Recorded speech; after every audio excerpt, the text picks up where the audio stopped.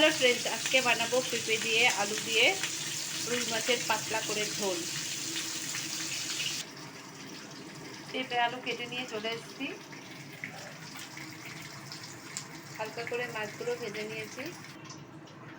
কালি জিরে ফোড়ন দিয়ে দিলাম, সাথে জিরে দিয়ে দিলাম ফোড়ন। পেঁপেগুলো দিয়ে দিলাম,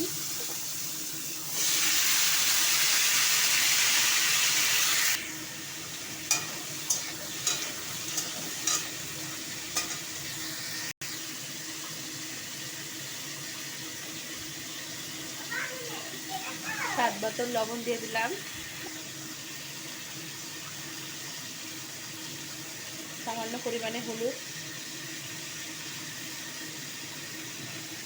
জিরে গুঁড়ো,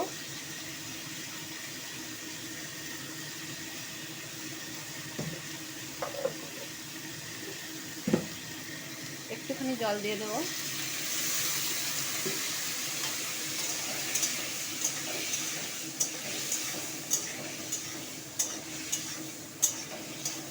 পেঁপেগুলোকে ভাজবো না,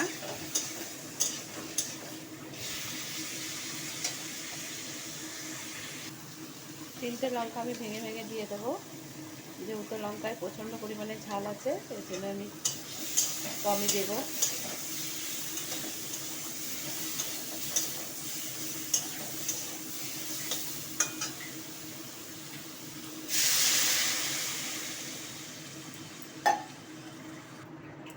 পরিমাণ মতন জল দিয়ে দিয়েছি। ঝোলটা ফুটে উঠলে মাছগুলো দিয়ে দেবো। ঝোলটা ফুটে উঠেছে, এবার মাছগুলো দিয়ে দেবো। দিয়ে কিছুক্ষণের জন্য ঢাকা দিয়ে দেবো।